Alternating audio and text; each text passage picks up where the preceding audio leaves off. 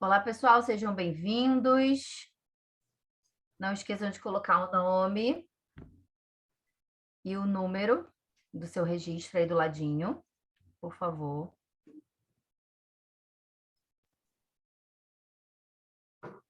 Léo, para sua Oi, Milena, pergunta, tudo bem?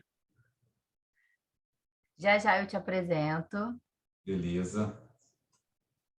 Legal, né, Milena? O pessoal, a inscrição foi grande, né? O número de inscritos aqui, eu estou vendo o pessoal se apresentando aqui. Muito bom, hein? Muito Para uma bom. terça-feira, 4h30 da tarde, naquela hora daquele lanchinho da tarde, né? O E numa pessoal terça chuvosa, né, competir com Netflix é brabo, né? fala, nem fala. Poxa vida, muito bom, galera empolgada. Gosto assim, gosto de casa cheia. Isso aí. Já temos quase 100 participantes. Jura? Bom número, hein? Excelente, hein? Que legal, Milena. Vou dar um tempinho para o pessoal ir chegando com calma. Isso, não, muito bom. Léo, me passa seu Instagram, é arroba o quê, para eu colocar aqui no chat? Obrigado. Eu nem botei aqui nos slides. Tem uma. Aqui dois ou Ah, três tem lá slides. embaixo. Tá. Ah, tá aqui É, embaixo. Leonardo. Está meio escondidinho mesmo. É arroba Leonardo BB Brito. É muito B, né? Leonardo BB Brito é lá do Instagram, que é a melhor maneira de vocês me encontrarem assim também. A galera que está aqui, quem não me conhece, vale a pena entrar lá rapidinho. Boa. Que aí de vez em quando eu disparo no chat, tá? Ah, bom lembrar, sim, o pessoal. Não, legal. É, aluno Suede, olha só, hein, meu aluno da pós-graduação da Celso Lisboa aqui, mandando aqui um abraço para ele também, grande Suede. Gente boa, turma boa. Está sempre fazendo as capacitações do CREF, o Suede.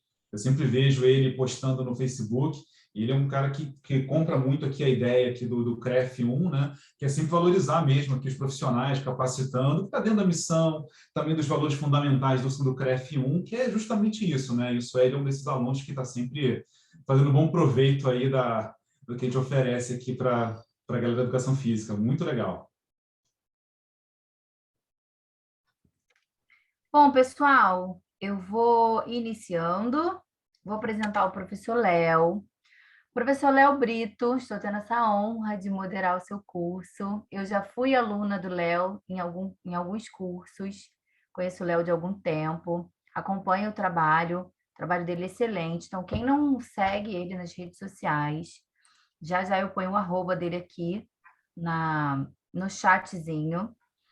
O professor Léo é mestre em Ciências do Exercício e do Esporte. Ele é vencedor do Prêmio Saúde da Editora Abril. E ele é um membro, Léo, do Fitness Trainer. É isso? Ah, não, foi o prêmio, né? É uma certificação internacional de uma empresa americana que trabalha com profissionais de educação física, de fitness, né? É lá da International Sports Science Association. Ah, sim. E ele tem um artigo muito famoso, né, com Cláudio Gil, que É todo legal. mundo conhece, eu uso bastante. O teste Parabéns, Léo. legal. Obrigado, Milena. Vamos chegando, gente. Não, bacana. E, Milena, é legal também, porque eu também já fui seu aluno também numa outra capacitação do É CREF, ali, verdade. É conheceu, né? verdade, a gente se conheceu assim, né?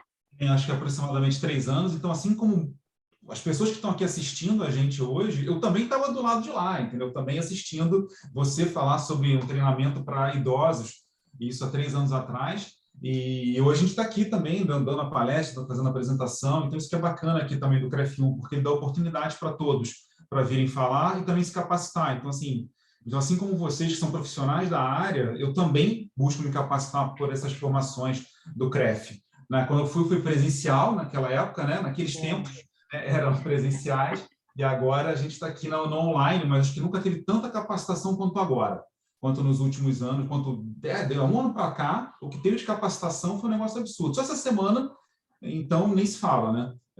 3 de ontem, mais 3 de hoje, por aí vai. Luciana está perguntando se o Léo faz parte do grupo do envelhecimento. Faz sim, tá? A gente tem um Sim, grupo bem legal. De vez em quando a gente dispara uns artigos por lá. Então, quem quiser participar, lá na minha bio, lá no meu feed do Instagram, tem o link, ou então chama me chama no privado que eu mando o link, o professor Léo Brito faz parte também. Bom, gente, vamos iniciar. Eu queria agradecer ao CREF, que tanto faz pelo profissional de educação física, que tanto batalhou para que a nossa profissão fosse reconhecida como profissão da saúde. Eu tive o prazer de participar de uma palestra com o Ministério da Saúde recentemente, falando sobre o papel do profissional de educação física no SUS. Eu que trabalho também com gestão pública, isso é um marco para a educação física, ter uma entrada no governo federal, dentro do Ministério da Saúde, que não é fácil. A gente brigou bastante pela essencialidade durante a pandemia.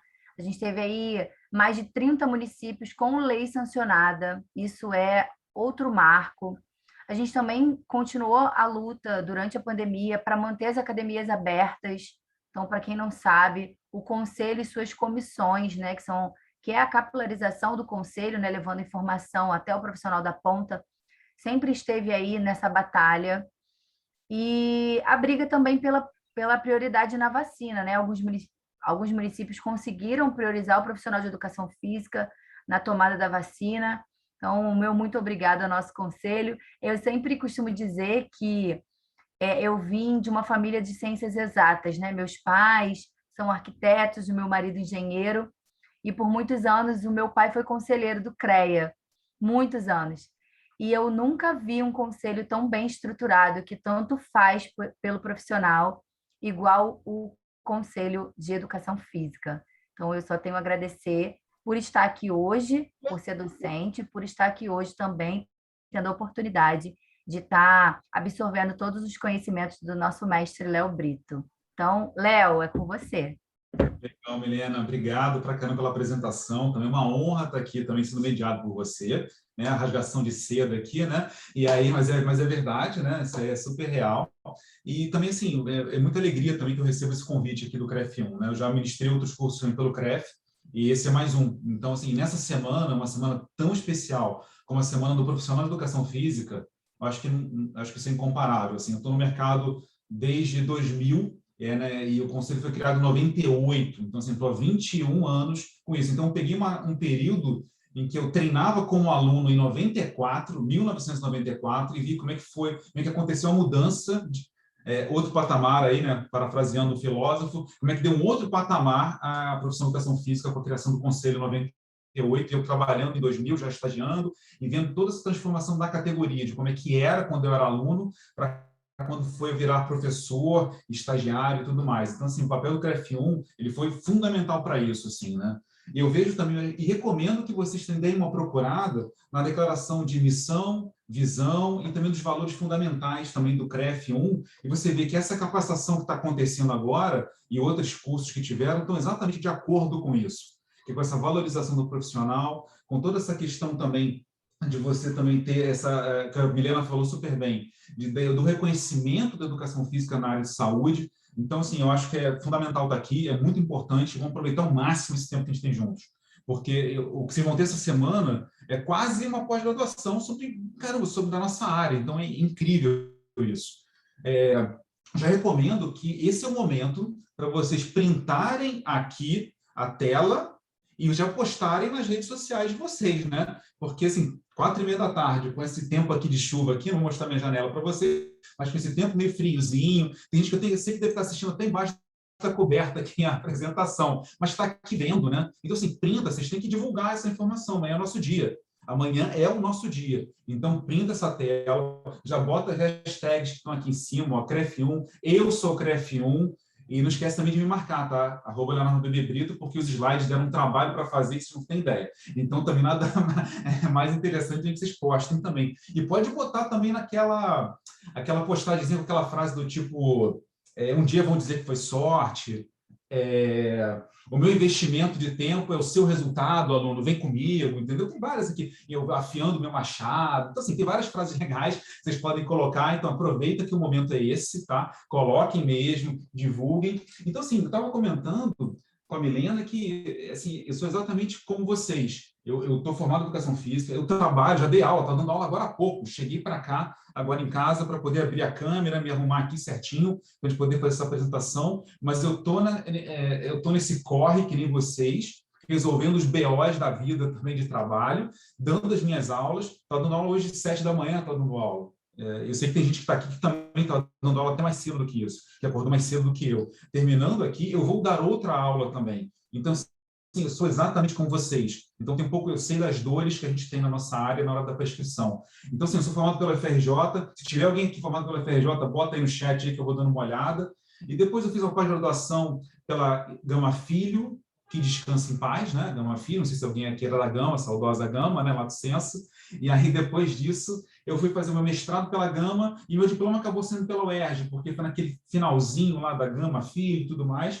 E eu continuei sempre estudando, eu nunca parei de estudar. Boa, Luziana, também do fundão, boa, sou um colega aqui. Então é o seguinte, eu nunca parei de estudar, como eu falei para vocês. Em 2000 foi quando eu comecei a faculdade. E eu comecei estagiando em 2000 e nunca parei de trabalhar. Porque eu entendo que uma das ferramentas de sucesso é o trabalho. Milena também é super estudiosa aqui, também dá as capacitações, estuda e está sempre trabalhando. E muitos de vocês também estão aqui. Daniel Francisco também, aí, meu grande amigo também, diretor do Fundão também. Então, assim, eu nunca parei de estudar e continuo estudando, como também estou inscrito em outras capacitações dessa semana, inclusive. Eu trabalhei passando por algumas empresas, montei programas de qualidade de vida em ambientes corporativos, passei na TIM, Michelin, IBM, na sede nacional do SESC, na sede nacional do SENAC. Para quem é do Espírito Santo, tem uma sede nacional do SESC-SENAC, tem aqueles regionais, né? Fica aqui no Rio de Janeiro, no Jacarepaguá. Então, eu trabalhei ali montando uma academia ali dentro e organizei ali, gerenciei essa academia durante 7 anos, aproximadamente. Montei programas de corrida, qualidade de vida, emagrecimento, puxa, de massagem, caramba, tudo relacionado ao bem-estar, que foi quando eu continuei estudando e fui fazer uma pós-graduação no IBMEC. Estudei nos Estados Unidos também, trabalhei numa empresa chamada IRSA, não sei se todo mundo aqui conhece, mas é uma empresa, uma associação mundial de academias, lá em Boston, é a sede deles, eu trabalhei lá em Boston com eles, dou uns cursos por umas outras empresas, e atualmente eu sou professor da pós-graduação da Celso Lisboa, com muito orgulho, sou professor da pós-graduação deles.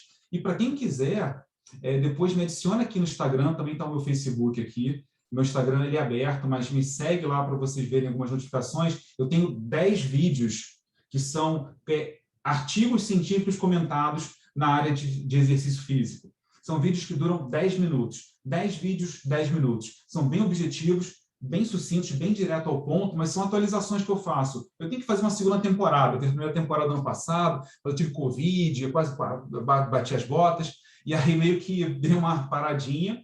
Aí vou ver se rola uma segunda temporada aí, não sei. Mas me adicionem lá e me marquem, tá bom? Nas publicações que vocês vão fazer hoje, tá bom? Falando um pouquinho sobre AVC, como eu falei com vocês, exatamente como vocês, eu também trabalho na prática e já tive alguns alunos que sofreram um AVC.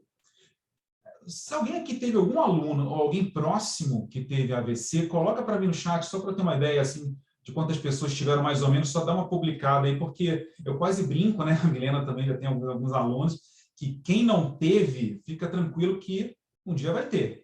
Um dia vai ter. Algum aluno ou alguém próximo, né? Infelizmente, lamentavelmente, estou batendo aqui na minha mesinha, mas a gente não tem jeito, porque a causa de morte é muito alta, enfim, no mundo inteiro, então é tão importante, 3 alunos aqui, legal, encarando legal não, né, por eles, mas se trabalha aqui na área, legal, muito bom. Suede também já teve um aluno, então várias pessoas aqui no chat colocando aqui, pessoas próximas também. E é tão importante o AVC, que ele tem um dia dedicado para ele, que é o dia 29 de outubro, que é o Dia Mundial do AVC. Então, um dia que não se celebra o AVC, obviamente, mas sim, na verdade, um dia para que as pessoas se lembrem dessa situação e discutam sobre essa situação, né? Que é uma coisa tão delicada. Eu, por exemplo, se eu lembrar de cabeça, eu tenho 2 alunos que sofreram AVC. Um deles, ele era um judoca e também quase que pedalava para caramba. Já um senhor, e a ponto dele, para quem gosta de prescrever treino na esteira, ele fazia uma velocidade média de pós-AVC de 3,5 a 4 km por hora na esteira. Essa era assim, foi assim que eu comecei a treiná-lo, quando ele recebeu a alta, e aí a gente começou a treinar, uma velocidade muito baixa. Isso foi em 2016. Em 2019, ele já estava competindo em um pedal de novo, né, em Conservatória, que é uma cidade aqui no Rio de Janeiro. Ele estava sobe vista chinesa 2, 3 vezes por semana, tamanha foi a recuperação que ele teve. E ele teve sequelas, assim, até relativamente graves, com muito problema de equilíbrio, muita falta de força, e por aí vai. E também outra aluna que teve um AVC, na verdade, muito jovem, e ela com 20 anos, quando a gente começou a treinar, e ela com sequelas muito graves também. Enfim, a gente vai conversando sobre isso ao longo aqui da apresentação. Né? Então, assim, muita gente aqui comentando que teve. Mas o que é o AVC, no final das contas? Eles têm muita confusão, né? É basicamente uma maneira muito resumida daqui o texto, mas é quando tem uma interrupção do fluxo sanguíneo para uma região do cérebro. Vamos dizer, se eu prendesse aqui meu dedo, e aqui com elástico, e não vem mais sangue para essa região do dedo, ela vai necrosar. Meu dedo vai necrosar, eu vou ter um problema sério e eu vou perder esse dedo. Existem duas causas principais, uma delas é o hemorrágico. Opa, deixa eu já passar aqui o slide, né? E a outra é o isquêmico. O isquêmico é que tem o mais comum, é o isquêmico, quando tem essa interrupção aqui do fluxo sanguíneo.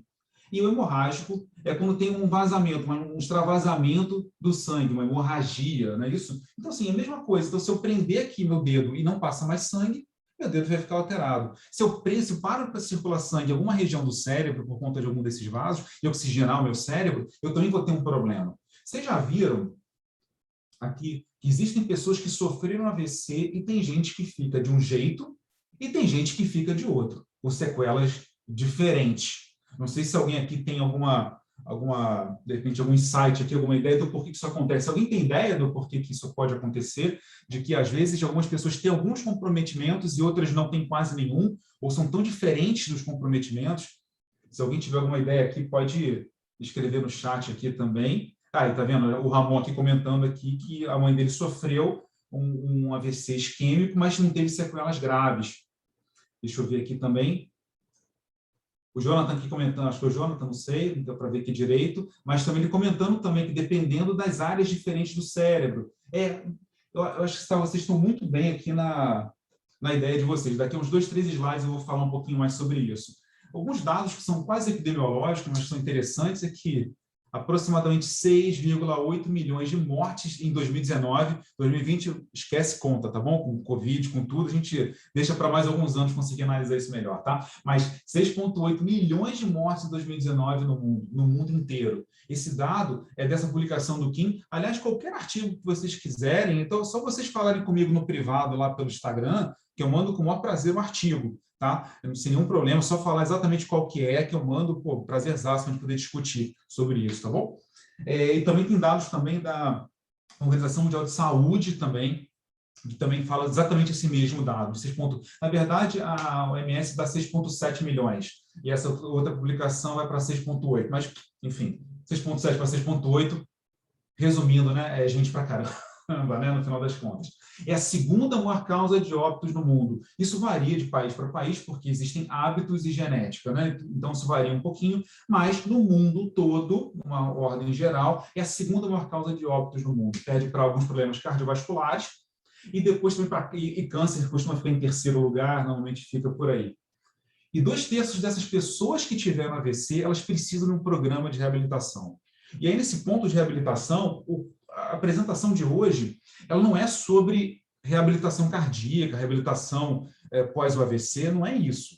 Porque uma reabilitação para uma pessoa que teve AVC, e dependendo dessa pessoa que teve o AVC, ela precisa de uma equipe multidisciplinar. Ela precisa de um fonoaudiólogo, dependendo, porque afeta regiões da fala, de compreensão, também com um psiquiatra, um psicólogo, porque tem casos de depressão que são muito graves também relacionados ao AVC, um fisioterapeuta importantíssimo, um médico também que saiba tratar também pessoas que tiveram AVC, com toda empatia, sensibilidade e conhecimento técnico. Então, se a gente está falando a verdade, a apresentação de hoje, ela versa mais daquelas pessoas que já passaram por esse programa de reabilitação bem agudo, ou seja, os primeiros momentos, os primeiros meses depois de um AVC, que então, olha, vamos viver. O hospital aqui, você vai para fora. E é quando a gente recebe esses alunos para poder atender essas pessoas. Então, é meio que por aí. Esse é o ponto da apresentação de hoje. 80% dos casos, eles acometem pessoas acima de 65 anos. Olha, mas 1 em 5, ou seja, 1 em 5 tem menos do que 65 anos. Eu tinha uma aluna, a gente começou a ter, ela tinha 24. Ela teve desde jovem por conta de uma falta de oxigenação na hora do parto, quando ela foi nascer, não sei o que, tarará, e teve sequelas ali, blá, blá, blá. Então, assim, então depende muito da pessoa. E a gente vai ver isso muito aqui.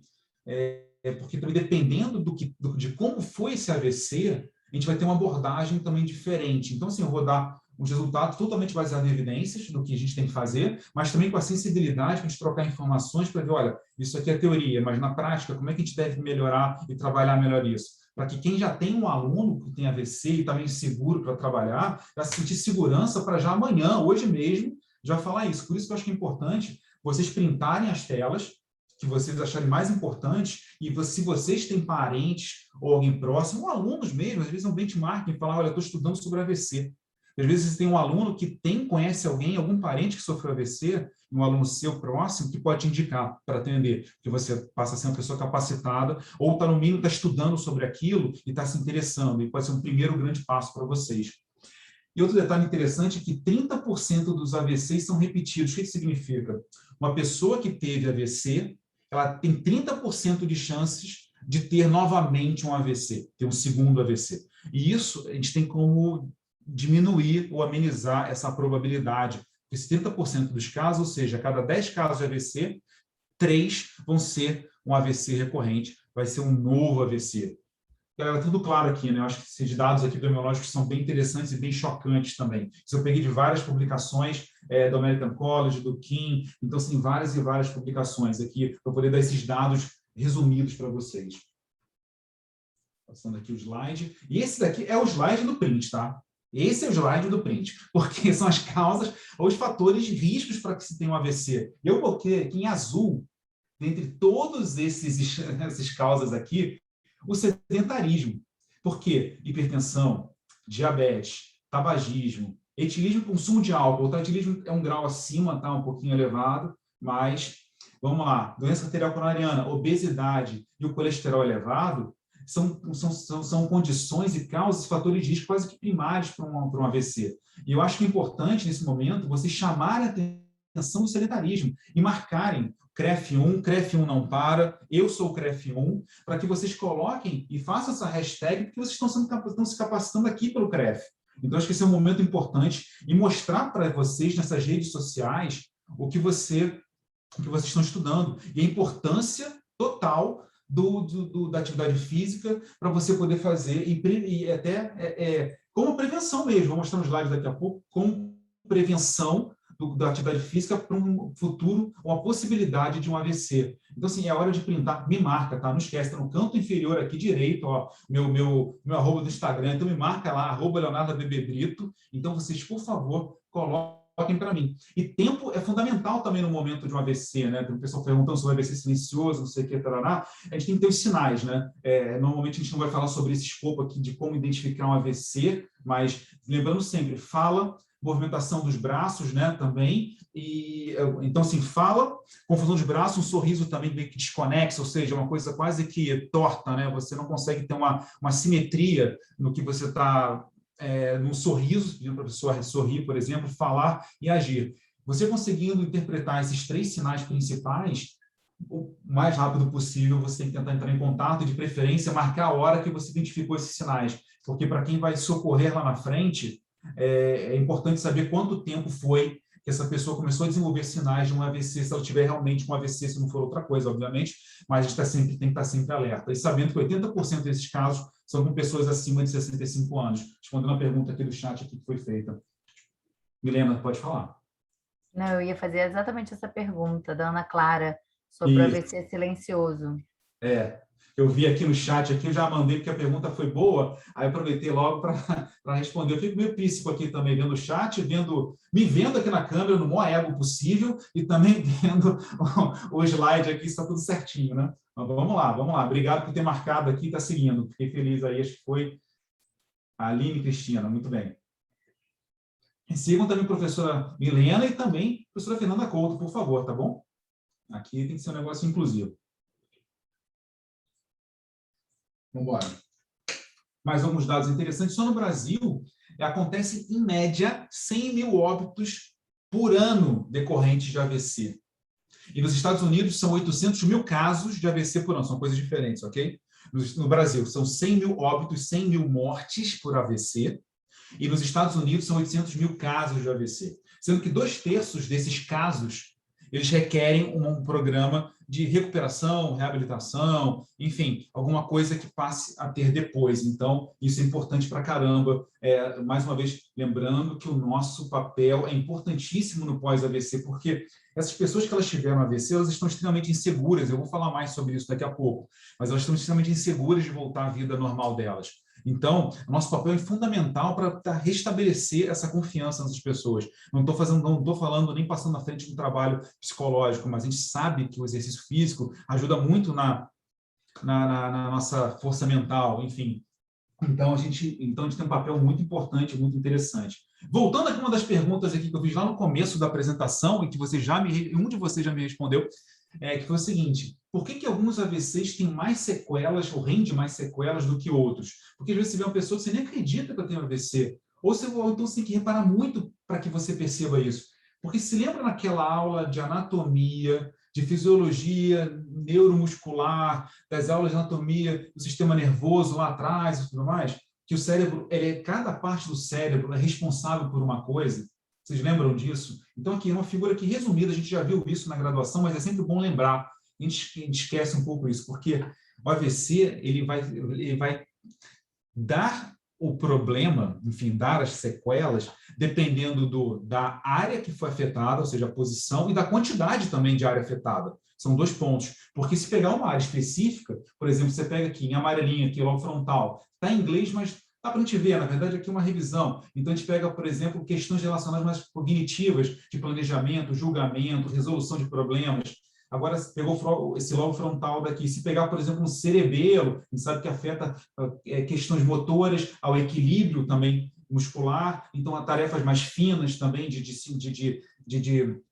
Eita, fugiu a palavra agora. Mas, enfim, há algumas questões de sintonia mais fina, por exemplo, de mais delicadas. Então, a gente acaba tendo algumas situações por conta da área que foi afetada e também da região, o tamanho da área e da região. Imagina, pega 2 pontos aqui.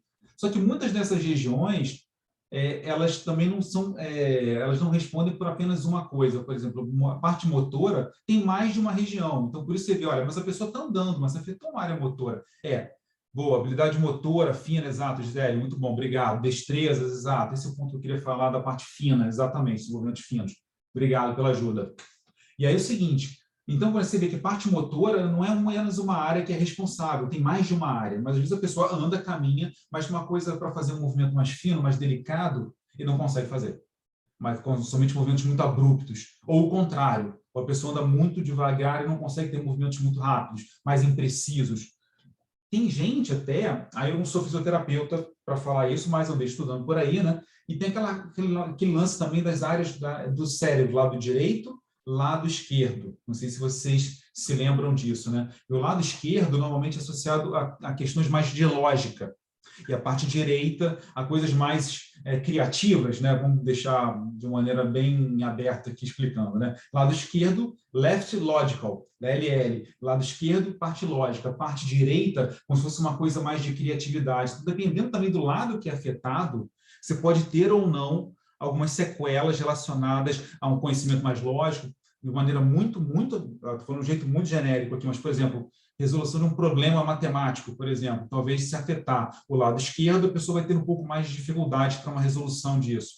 Já se afetar, por exemplo, o lado direito, talvez se você fizer uma piada com ironia, sarcasmo, talvez a pessoa tenha mais dificuldade de compreensão. Então, assim, são detalhes que, se a gente conversa, vai vendo, e na nossa experiência a gente vai sentindo um pouco essa situação. Por exemplo, também, e a gente se lembra, não sei se vocês lembram também, mas tem esse lance cruzado aqui, né? A inervação cruzada, ou seja, se o lado esquerdo está afetado, normalmente o comprometimento é do lado direito, e vice-versa. Se o lado esquerdo do cérebro afetado, o comprometimento é do outro lado. Então, também tem um pouco disso, né? Eu tenho alunos meus que o meu aluno ele é comprometido do lado direito, ou seja, o lado esquerdo dele está comprometido. Então, para ele, eu consegui falar com ele alguns comandos do tipo, olha, fulano, você vai sentar e vai fazer uma elevação de quadril com a perna só. Você vai deitar no solo e fazer uma elevação de quadril com a perna só. Ele não pega, ele não entende. Sendo que é um exercício que a gente faz toda a sessão. Ele fala, Léo, você me deu mais de um comando. Me dá um de cada vez. Então, fulano, deita. Legal, vamos fazer uma elevação de quadril. agora tira uma das pernas. Isso com toda a pausa do mundo. Às vezes eu esqueço e eu vou dar o comando, porque eu já estou acostumado, e acho também que ele está acostumado, porque a gente faz sempre esse mesmo exercício. Então, assim, pode ser coincidência essa questão do lado do cérebro ou não, mas eu tenho que ter, assim, no mínimo, eu tenho que ter uma sensibilidade, uma empatia na hora de prescrever um exercício. Alguém aqui já passou por isso também? De algum aluno que tenha tido um AVC e na hora de você passar a instrução, também talvez você tenha que passar com uma certa delicadeza, com um pouco mais de paciência e tudo mais? Eu acho que provavelmente, né? Assim, isso deve ter acontecido, né, Milena? Com certeza, né? Milena, se quiser fazer uma pergunta aqui do chat também, você pode me falar, tá bom? Então, professora Lívia, Legal. falando sobre AVC, né? Ela está perguntando sobre as isquemias transitórias. Se essas isquemias, elas podem desencadear um AVC propriamente dito. É um fator de risco, sim, Milena, sim. É um fator de risco. Pode até não acontecer, mas é um fator de risco, sim.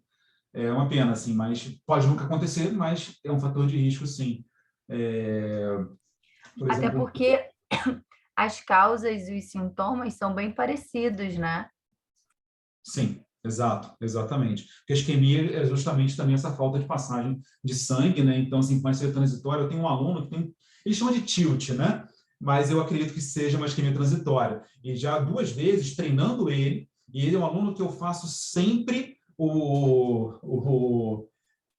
Pedro, de vez em quando tem uns alunos que mesmo assim a gente tem que passar o comando mais de uma vez e não é questão de idade nem nada disso. É mais porque, né, eu aprendi comentando que alguns alunos têm que passar a instrução mais de uma vez e a mesma instrução várias vezes. Alguns alunos têm às vezes um pouquinho mais de dificuldade. E eu tenho alunos que eu tenho que fazer o mesmo treino sempre, né? E esse aluno que tem o tilt, eu faço sempre a mesma programação de treinamento. Eu vou com ele na academia, bom, a gente ia na academia, agora está na casa dele, mas na época da academia de ginástica, a gente treinava numa academia aqui na zona sul do Rio de Janeiro, e aí eu sempre passava com ele a mesma sequência de exercícios. Sempre a mesma sequência.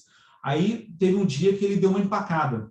Ele parou no meio da sala, mas assim, a função motora, a destreza para realizar o exercício estava perfeita para tudo que a gente fez. Mas ele deu uma empacada que eu achei estranha.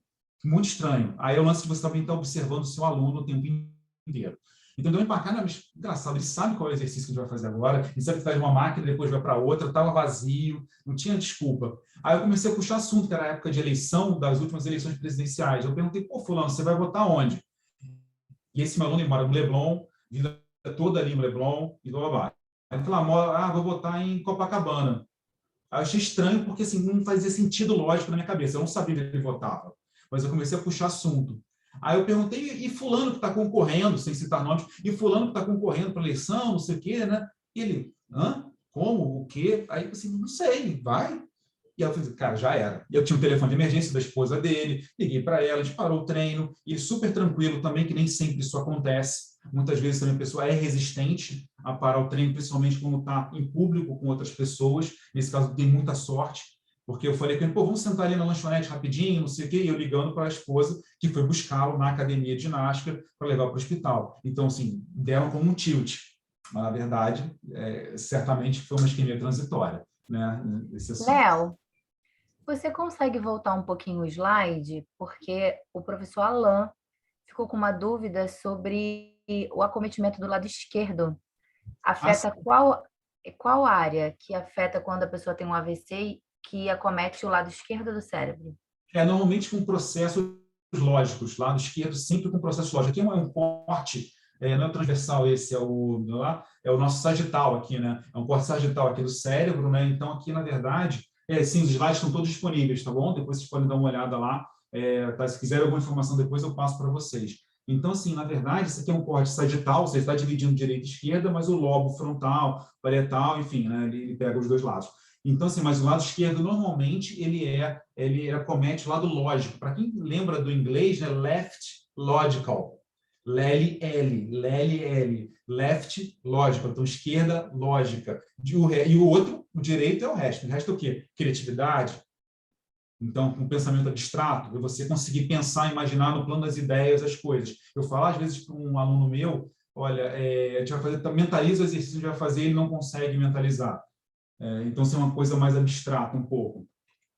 Perfeito, acho que deu para pegar bem. E o AVC aqui ele pode impactar negativamente as capacidades motoras Ou seja, de você levantar, e você equilíbrio, você ir ao banheiro, a capacidade do dia a dia.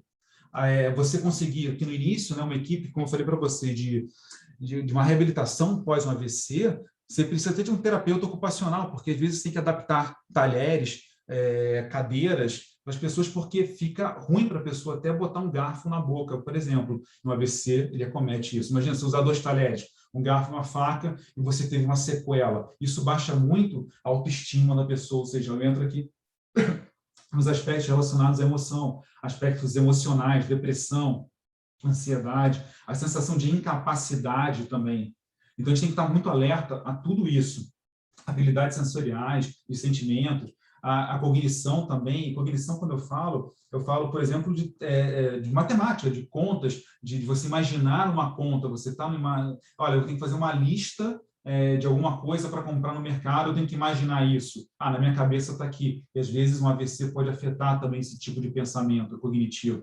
Ou então, a fluência de fala também, isso tem a ver também com a cognição. A pessoa entender o que eu estou falando também é cognição. E conversar mesmo, uma linha de raciocínio, não conseguir manter uma linha de raciocínio. Por isso que é muita empatia e muita sensibilidade. A prescrição, ela é importantíssima, mas a gente imaginar também que mais de o que aqui, 50 mais 17, isso aqui são os casos e os déficits funcionais, percentualmente, ou seja, somente 17% dos casos são com sequelas muito leves. Então, quem me falou agora há pouco, não vou mais lembrar aqui no chat, que teve um parente que teve, mas com uma sequela muito leve, pô, que bom, fico feliz, e porque está dentro da minoria. Porque 83% dos casos é moderado ou severo. E aí, depois de alta, a gente tem que entrar. A gente, como profissional de saúde, e eu acho que essa apresentação está totalmente linkada com isso, como profissionais de saúde que somos, a gente entrar lá dentro e poder ajudar essas pessoas, porque essa é a nossa missão como profissionais de educação física, não é isso? Então, a gente tem que entrar lá e ajudar essa pessoa a melhorar muitas coisas.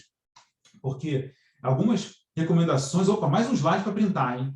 Para printar, botar aí, eu sou o CREF1 não para, CREF1, Leonardo Bebê Brito, Milena Varela, Fernanda Couto, botar todo mundo aqui no Instagram, porque assim, são informações até para assim, o aluno ver, ou então para passar também para um colega nosso que não pôde estar presente aqui, porque tem algumas recomendações bem legais aqui sobre exercício, né? Entre 3 e 6 meses após o AVC, a aplicação de exercícios físicos podem ser recomendados. Lógico, isso vai variar também de acordo com a sequela da pessoa, até um tempo menor ou maior. E quando eu falo exercício físico, estou falando da gente que não está trabalhando sob supervisão de uma equipe médica, nem nada disso. Estou falando da gente, olha, estou recebendo esse aluno, estou treinando ele na casa dele, ou então numa academia de ginástica, ou seja, esse tipo de supervisão. Não que você não possa trocar ideias com os outros profissionais, você conversar, porque são os profissionais da saúde, e é importante essa troca com os outros profissionais. Mas de 3 a 6 meses, ele já pode ser bastante recomendado. E lembrando, com um atestado, né, que isso foi aprovado, que está tudo certo para vocês também ficarem bem. E o objetivo tem que ser restaurar e melhorar a mobilidade, equilíbrio e atividade da vida diária, porque é aí que ele vai perceber o quão importante é a atividade física da gente. Alguns dados também que tem que se atentar é perda de vigor, perda de vontade mesmo, porque baixa energia, porque essa pessoa ela ficou acamada há muito tempo. Esse meu aluno atual, ele ficou 40 e poucos dias, quase 60, acamado. E era um atleta faixa preta de judô e que pedalava em competição. Um senhor, mas com um passado de atleta muito bom, né? E aí, a partir do momento que ele ficou muito tempo parado, perda de massa muscular, reduções também da aptidão cardiorrespiratória, encurtamento muscular. Olha só o trabalho que a gente tem que ter. Equilíbrio muscular, a gente teve que melhorar muito. Eu lembro de uma situação que a gente foi fazer um exercício de equilíbrio unipodal, aquele equilíbrio que você fica num pé só, e não conseguia. E já aconteceu de interromper a sessão de treino, era tipo o segundo exercício, assim. E não conseguiu, e ele ficar com os olhos cheios de água e ir embora, sabe, assim. Eu pensei, bom, sensibilidade, esse exercício eu vou dar um tempo, né? Mas por ele tá assim, pô, caramba, olha só onde eu cheguei. E, então a gente tem que ter muita empatia, muita tranquilidade, muita calma para poder conversar com eles, assim. Quem chegou atrasado não tem problema, grande Mário, meu amigo também, não tem problema estar atrasado não, meu amigo, botou aqui no chat aqui, mas o importante é você estar presente, fico feliz pra caramba com a sua presença. Trabalhamos junto no SESC, muito bom. Outro detalhe que é interessante também, melhora do exercício, melhora a capacidade aeróbica, o VO2 de pico, também qualidade de vida E também, como eu falei para vocês, reduzir o risco de segundo evento de AVC. Eu vou falar melhor sobre essa questão do segundo evento de AVC daqui a pouquinho, tá bom? E nem sei, a gente tem que lembrar que essas pessoas, vocês viram que a maioria delas tem um AVC depois de 65 anos de idade. Normalmente, depois de 65 anos de idade, uma pessoa que já teve AVC, e também lembrando dos fatores de riscos que tem um AVC, hipertensão, diabetes, obesidade, provavelmente essa pessoa que sofreu um AVC também vem com um brinde, né? Vem com um desses brindezinhos. E aí, nesses brindezinhos, a gente não basta só saber o que a gente sabe, a gente também tem que prestar atenção. O que esse cara está tomando de remédio? Ah, ele toma remédio para pressão? Ah, legal. Esse remédio para pressão serve para quê? Não é o escopo da apresentação de hoje. Mas quando eu fui aluno da Milena também numa capacitação do CREF há 3 anos atrás, ela descrevia toda essa lista também dos remédios para hipertensão, e diabetes e vários outros também, que eu lembro muito bem. Então, assim, isso aqui é para vocês também se atentarem. Para isso, se a pessoa não tem artrite, não é nada incomum a pessoa ter uma artrite ou uma artrose. E quais são as particularidades de cada uma dessas comorbidades na hora que você vai prescrever o exercício? E esses remédios impactam ou não impactam na frequência cardíaca, que a gente sabe super bem ali, né? É um beta e o alfa. E por aí vai, né? E aí a gente vai... Isso é um assunto para outro tipo de capacitação, outro dia, mas a gente tem que saber. A gente tem que estar super atento com isso, com essas questões. Outro detalhe interessante pra caramba, slide para printar isso também, tá bom? Todos são para printar, tá bom? Mas alguns eu chamo atenção porque ou deram um trabalho para achar a imagem, né, para fazer o slide, ou porque tem uma informação também, poder pescar num artigo de 10, 15 páginas e pescar uma informação que seja boa, também acho que tem que aproveitar. Porque a gente sabe que, olha, a primeira coisa que a gente tem que pensar em fazer com esse cliente nosso é botar ele para andar de novo. Conseguir caminhar sozinho ou de uma maneira independente, que não precise se apoiar em outras pessoas, que seja com o andador, que seja com a bengala, mas que ele possa caminhar. Por quê? Professor Léo, Diga. aproveitar sua pausa para água. A gente sabe que a gente está muito ali envolvido com a estimulação física, né? E com essa reabilitação motora no pós-AVC. Mas o que você acha, né? O que você tem sobre, o que você tem a dizer sobre estimulação cognitiva? Da gente participar de um processo ou do exercício como ferramenta de estimulação E cognitiva? a gente sabe que, na verdade, na maioria das vezes, quem faz estimulação cognitiva é a TO, mas a Sim, gente costuma passar exercícios em dupla tarefa. perfeito. O que o senhor acha sobre dupla tarefa, por exemplo, com estimulação cognitiva pós-AVC? Eu acho fantástico. Eu até tenho um slide mais para o final, e quando eu falo sobre treinamento de equilíbrio, e aí eu falo exatamente sobre dupla tarefa e tripla tarefa, né? Que é você conseguir estimular esse aluno a fazer mais de uma coisa. Para quem não está tão familiarizado, né, com o termo de dupla tarefa, de maneira também bem genérica, mas vocês vão entender, é quando alguém está fazendo uma coisa, e você, no meio dessa coisa, ou durante essa coisa, você está passando outra tarefa, outra coisa para que ela faça. Então, ela tem que... peraí, mas é para focar no quê? É para focar, sei lá, num exercício de equilíbrio num pé só, mas agora você também está conversando comigo, você está fazendo perguntas que pode ser de uma maneira até subliminar. Eu estou fazendo uma dupla tarefa assim que ela... Eu estou numa perna só aqui, tá? Vocês não estão vendo, mas eu estou, tá bom? Mas, assim, mas a pessoa está fazendo um exercício e de uma maneira que pode ser ativa de vocês ou não, você estimular que ela faça outras coisas. Então, assim, por exemplo, essa de ficar num pé só e conversar, tive mais de um aluno que falou, não, para de falar, Léo, se você ficar conversando, eu vou me desequilibrar. Olha a dupla tarefa já acontecendo e esse aluno não percebendo. Normalmente, isso aí é muito fácil quando você está fazendo uma tarefa que você não tem que pensar tanto, já está quase no seu automático, e aí você vem e bota uma outra coisa para que ele faça junto. Que pode ser de uma maneira assim, muito lúdica, do tipo, olha, você está atrás da pessoa e você fala, qual é a cor do meu tênis? Você lembra? Enquanto ela está fazendo um determinado exercício. E você observa se vai ter uma alteração no padrão de exercício que ela está fazendo, enquanto ela tem que ficar pensando, pô, a cor do tênis do Léo, sei lá, está descalço. Ou não, está de tênis vermelho, sabe? Então você já começa a botar esse tipo de dupla tarefa durante o exercício. Eu acho fantástico. Acho fantástico. Milena, excelente questão também. Acho muito importante, sim. Muito bom mesmo. Vou falar um pouquinho mais para frente, vocês verem, mas já adiantou, já deu spoiler. Já demos spoiler aí da apresentação, que é bom. E aí é o seguinte, quando a gente fala de caminhar, a gente tem que pensar logo isso o mais rápido possível, porque, assim, tem algumas situações que são mais complicadas, né? Que a Ana Clara está falando aqui, TDAH, então, assim, dependendo da pessoa e das comorbidades que estão ali, são mais complexas do que para outras pessoas. Então, acho que vai um pouco do slide anterior, porque dependendo da pessoa e da sequela que ela teve, ou dificuldade que ela teve, ela vai ter mais ou menos dificuldade para a gente entrar com uma dupla tarefa. Sim, então, só respondendo aqui o chat rapidamente. Então, assim, apesar disso, 50% dos sobreviventes de AVC sofrem dificuldade de locomoção 6 meses depois do incidente. Então, assim, mais uma vez, a gente tem que entrar para dar autonomia. Dando autonomia para essa pessoa, ela se sentindo melhor, melhor ainda para ela, porque ela vai sentir, opa, olha só como o exercício tem sido importante. E, às vezes, o aluno, ou o parente do aluno, acha que, eu tenho que andar. Então, como é que eu vou andar? Me botando para andar. E a gente sabe que não é bem por aí, né? A marcha é uma tarefa extremamente complexa. Quem sabe aqui pode escrever aqui, né?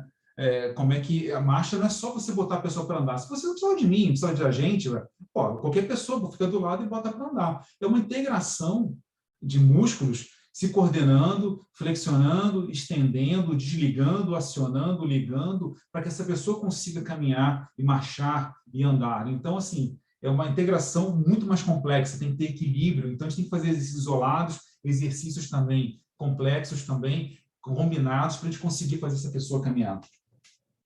E quando a gente fala do AVC, logo depois do AVC, tem dados aqui que mostram que 3/4, ou seja, 76% das pessoas que tiveram AVC, elas passam a maior parte do tempo delas sentadas ou acamadas. Sedentarismo, o que ela faz? Né? Ela aumenta a possibilidade de você ter hipertensão, o sedentarismo de ter diabetes, de você ter menos massa óssea, de você morrer também, né? Então é o seguinte, então essa pessoa está emburacando, na verdade. A partir do momento que ela está sedentária, ela vai emburacando, e ainda bem que as coisas mudaram. Se a gente botar alguns anos atrás, 40 anos atrás, e tudo, tinha aquela coisa, não, a pessoa teve um problema um cardíaco, né? Se lembra? O que tem que fazer? Tem que fazer esforço nenhum, tem que ficar quieto, parado, sem fazer nada. E hoje a gente sabe que é exatamente o contrário, ela tem que se movimentar, ela tem que se mexer. Então, o AVC é a mesma coisa, a gente tem que estimular que essa pessoa faça. E, às vezes, a gente tem que seduzir não só o nosso aluno que teve o AVC, mas também o parente, o amigo, o parceiro dessa pessoa, para poder sensibilizá-la, para que ela veja a importância e daí sim a pessoa que teve AVC conseguir fazer, porque às vezes a pessoa que tem AVC está num furacão ali que ela não consegue enxergar mais nada, ela se sente muito frágil, muito frágil. Então a gente tem que às vezes convencer são essas outras pessoas. E aí a prática do exercício reduz o risco de um segundo AVC. Sempre que o risco era 30% de uma pessoa ter um segundo AVC, 3 em 10 pessoas têm um segundo AVC. Só de você fazer exercício já reduz para 80%. Ou seja, de 30% que era, 3 em 10, isso cai para 1 em 10. Esse é o ponto, matemática. Em matemática avançada profissional de educação física. Então é o seguinte, então a gente consegue reduzir de 3 para 10 apenas um caso. Só por fazer exercício regularmente. Olha só o nosso papel. E não é somente aquele exercício logo depois que a pessoa teve, é o exercício regular, como sempre, né? Que é para todo mundo. É que nem tomar banho, escovar o dente, fazer exercício. É tudo a mesma coisa. Eu acho que vocês concordam aqui comigo. E aí também vem mais os slides, agora uma de evidência científica, um artigo que é muito legal. Ele é de 2010, mas eu acho tão bacana esse artigo, que eu acho que a gente tem que citar ele, porque é o papel do exercício com ferramentas de prevenção de AVC. Ou seja, são pessoas que não tiveram AVC. Pessoas que não tiveram AVC e se exercitavam. E aí o papel da intensidade do exercício com prevenção de AVC. Essa aqui é uma meta-análise. É uma meta-análise. Meta-análise é quando ele seleciona, ele foca em um objetivo de pesquisa, e ele pega os artigos que estudaram esse assunto.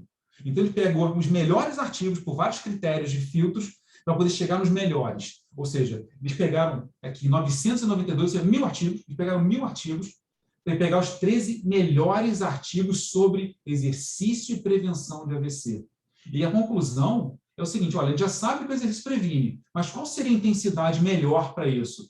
Leve, moderada ou alta? Vamos pegar a leve e vamos comparar com a moderada e a leve com a intensidade alta. E eles viram que quando você treina com intensidade moderada, com intensidade moderada é quando você tem 11% menos de chance de você ter um AVC. E intensidade alta, comparada com a leve, 19% menos chances de você ter um AVC. Não estou falando de pessoas que já tiveram e que vão ter de novo. São pessoas que nunca tiveram AVC. Exercício com prevenção, exercício com vacina, exercício com prevenção. Eu não quero ter AVC. Então, eu quero treinar.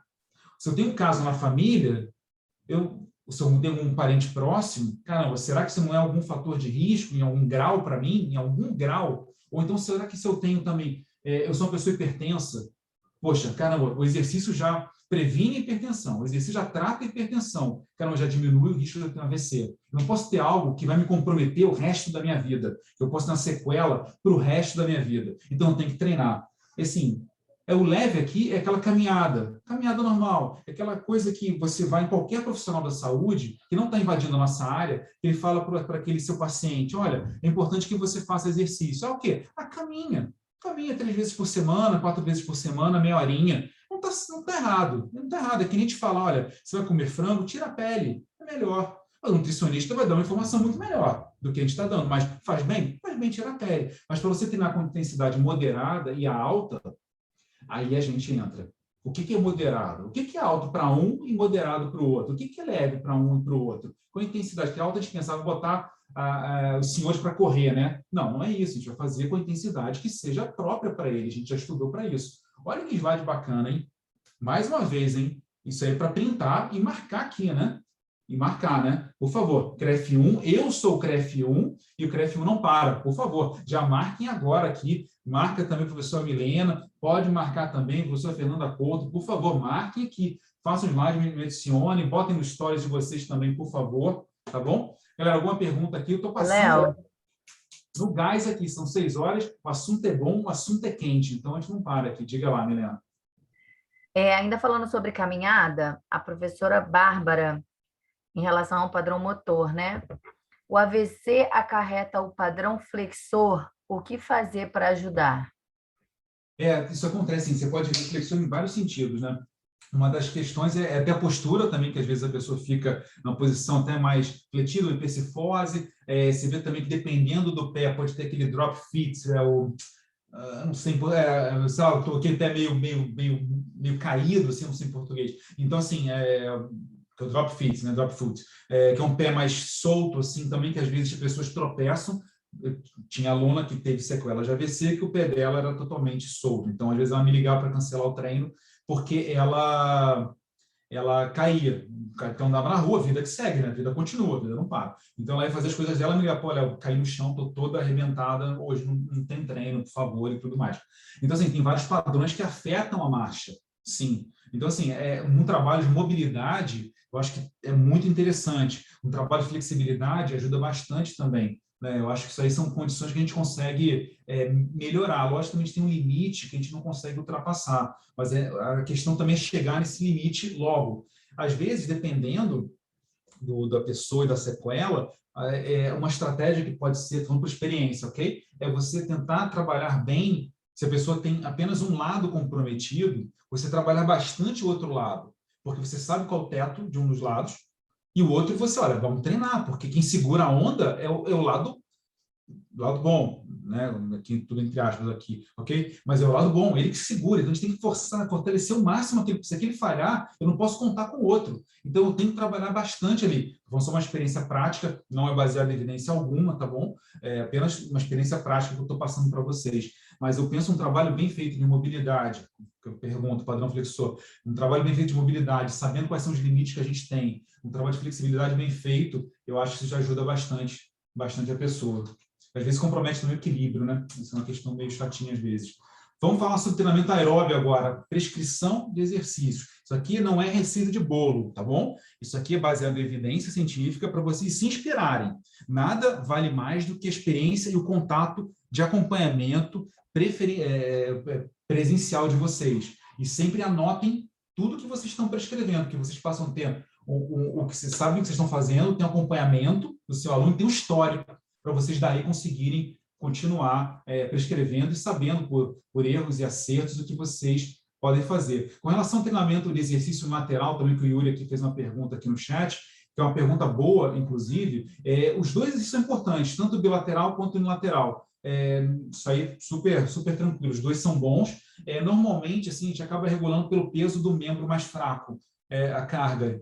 Então, assim, você acaba subtreinando o lado mais forte, de alguma forma, e o outro. Eu acho que os dois são importantes, mas às vezes a pessoa, dependendo da sequela que ela teve, ela não tem nem padrão motor para fazer um trabalho unilateral total, do tipo pegar um braço, fazer uma rosca bíceps com halter.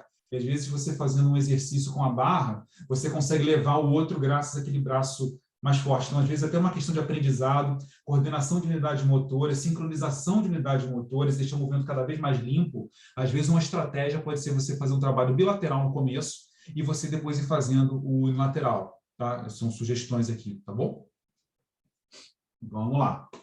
Com relação aqui sobre treinamento de prescrição de treinamento aeróbio para AVC, essa foto, novamente, que eu disse para vocês o seguinte, isso aqui não é receita de bolo. Isso aqui é baseado em evidências científicas para a gente poder prescrever da maneira mais assertiva com o nosso aluno que sofreu um AVC. E, lógico, o acompanhamento de vocês aqui é fundamental para fazer os pequenos ajustes que a gente tem e que a gente vai precisar. Por exemplo, isso aqui são para primeiros 6 meses de prescrição. Então, é o início, começou contigo agora. Então, durante 6 meses, o ideal, lógico, o melhor dos mundos. A gente sabe que nem sempre a gente consegue fazer o melhor dos mundos, mas aqui é o melhor dos mundos, ok? Frequência semanal de 3 até 5 dias por semana. Intensidade, se você tiver como medir a frequência cardíaca dela de maneira satisfatória, uma maneira boa, entre 40% e 60% da frequência cardíaca de reserva, ou então uma escala de Borg, que é de 6 a 20, entre 12 e 13, ou seja, uma intensidade moderada, não uma intensidade leve, do tipo, passei no shopping.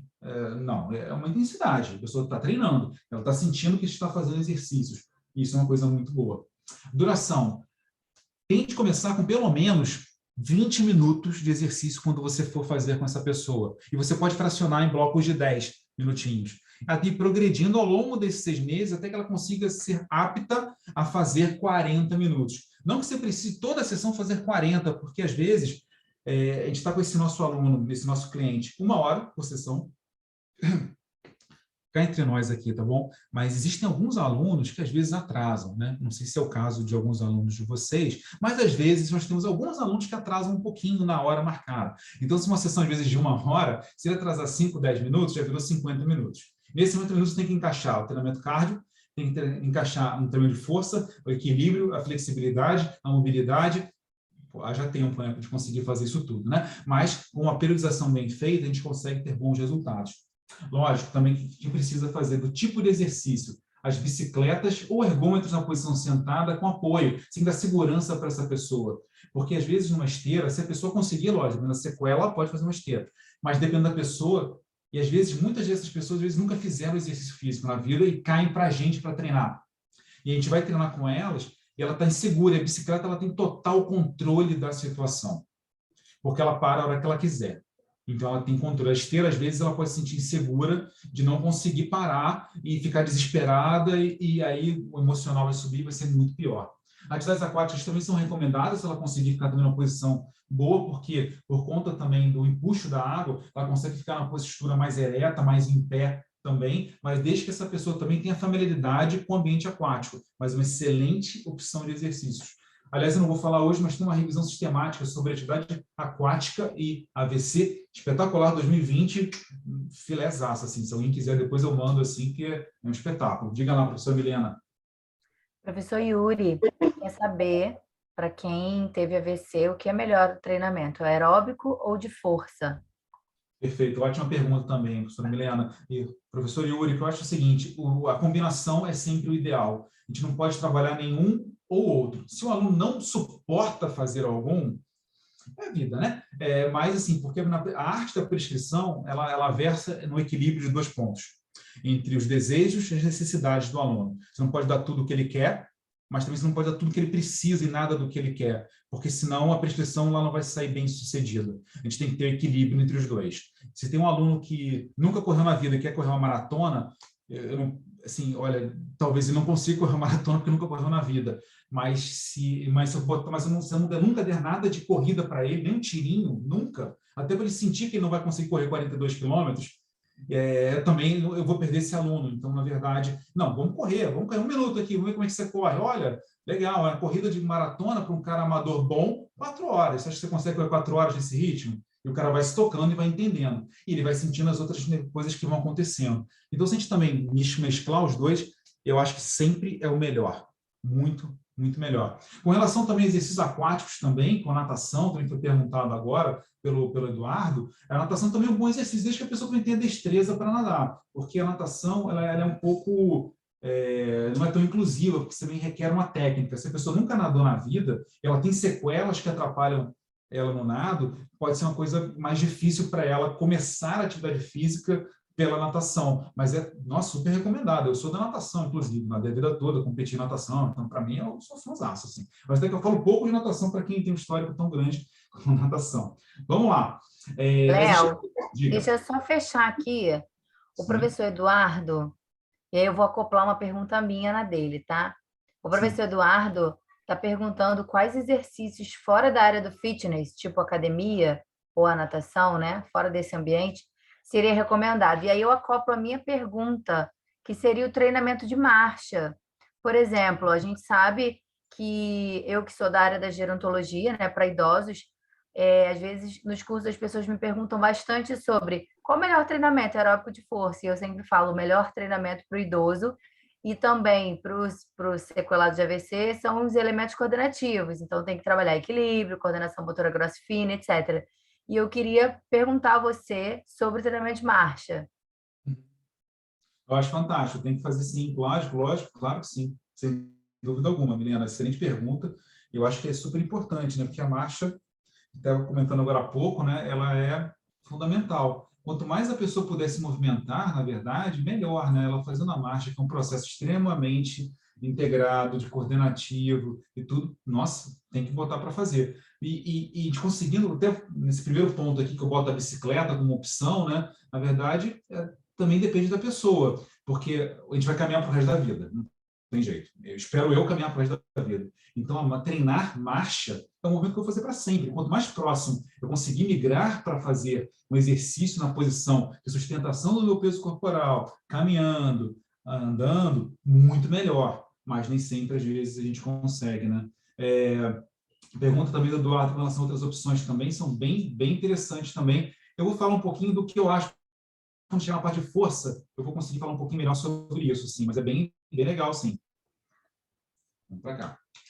Opa, agora para os 6 meses seguintes, antes dos primeiros 6 meses. O que muda aqui, o tipo de exercício vai variar em função da pessoa e da sequela dessa pessoa, desse nosso aluno, paciente, enfim, vamos deixar de ser paciente do nosso aluno, enfim, mas o que vai mudar é a frequência semanal, pelo menos na maioria dos dias. Eu sei que na aplicação prática de botar uma pessoa para fazer um exercício todos os dias, a chance dela sair é muito alta, mas eu só passando as referências aqui. A intensidade um pouquinho mais elevada, entre 60% e 80%, numa escala de Bohr 14 a 16, e a duração aproximada de que a pessoa seja capaz de fazer 60 minutos, 1 hora de treinamento aeróbio. Isso aqui, normalmente, assim, está evidência, está legal, mas eu acho que é exagerado, porque não nos sobra tempo para fazer mais outras coisas. Então, assim, se a pessoa já for regular fazendo os exercícios, essa caminhada aqui com intensidade, treinamento aeróbio, essa pedalada, com atividade aquática já vai ser de bom tamanho, mas sempre lembra, uma periodização, um dia com maior volume, outro dia com maior intensidade, e você vai mudando volume e intensidade. Vou passar aqui o próximo slide com treinamento de... Opa! Agora eu não enxergo. Treinamento aeróbio, algumas situações também, condições, particularidades do treinamento, que somente até um terço dos indivíduos só consegue atingir uma frequência cardíaca mais elevada, que seria 85%. Então, não adianta você esperar que ela vai chegar a 90% na hora de spinning aqui. Cara, relaxa que isso não vai acontecer. E outro detalhe é que se você pegar duas pessoas, pegar dois irmãos gêmeos, ok? Pronto, só para ficar fácil aqui a metáfora. Dois irmãos gêmeos, um teve AVC, outro não teve AVC, os dois treinavam igual, um teve AVC, outro não teve. Se você botar as duas pessoas para fazer o mesmo exercício, a frequência cardíaca, a sensação de esforço, o consumo de oxigênio vai ser maior na pessoa que teve o AVC. Ela gasta mais energia para fazer do que uma pessoa igual, com o mesmo gene, com tudo igual, na mesma situação de exercício. Ou comparando ela depois do AVC e ela depois do AVC. Não que tenha, mesmo que tenha perdido, porque perdeu o nível de treinamento. Não. Isso são condições clínicas que acontecem mesmo dessa situação. Então, ela vai ter uma frequência cardíaca mais elevada, uma sensação de esforço mais elevada, em comparação com outra pessoa igualzinha a ela. Passando aqui para o próximo slide sobre treinamento de força e AVC. E aí a gente vai dedicar um tempinho bom aqui também, tá? Frequência semanal, 2 a 3 dias por semana, mas de preferência dias não consecutivos, ou seja, segunda, quarta e sexta, terça, quinta e sábado, enfim, dias não consecutivos. O início da intensidade entre 30% e 50% de uma repetição máxima, progredindo até 50% a 80%, ou seja, 30% a 50% é como se fosse uma carga, não estou falando fazer carga máxima, tá bom? Estou falando só para fazer intensidade da carga máxima, e não que leve a pessoa até a fadiga, são coisas completamente diferentes. Mas 30% a 50% seria mais ou menos 15 repetições, 18 repetições no início. Não é para levar até a fadiga, e está mais preocupado que a pessoa faça o exercício, que ela sinta a tensão muscular, que a gente perceba a coordenação motora, e que à medida que ela for progredindo, a gente não ter medo, não ter melindre, para já começar a aumentar essa intensidade. E, em paralelo a isso, você também vai ajustando as repetições para isso. Sempre bom também, embora eu não esteja aqui nesse guidelines aqui, mas eu acho que é importante falar, sempre tenta deixar algumas repetições no tanque, que nem quando você deixa gasolina na reserva, você sempre tem um pouquinho de gasolina, você nunca abastece quando o carro para. Sempre deixa uma gasolinazinha ali, um combustível ali. Aí a gasolina está cara, hein? E aí é o seguinte, mesma coisa para repetição.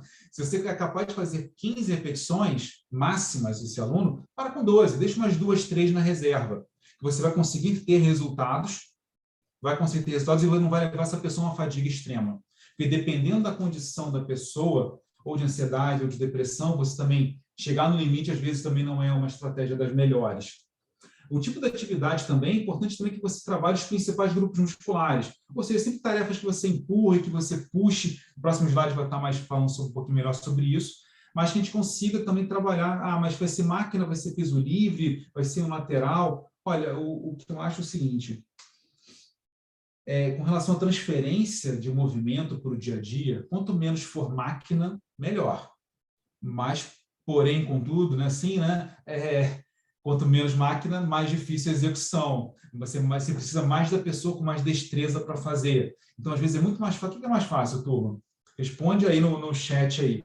O que é mais fácil? Botar a pessoa fazer um supino naquela máquina, ela fica sentada vertical, empurrando para frente, ou botar para ela pegar uma polia, um lado do outro em pé, e começar a fazer um exercício para cá com a polia ali atrás, para um crossover, uma polia dupla, e fazer um supino alternado, braço direito e braço esquerdo.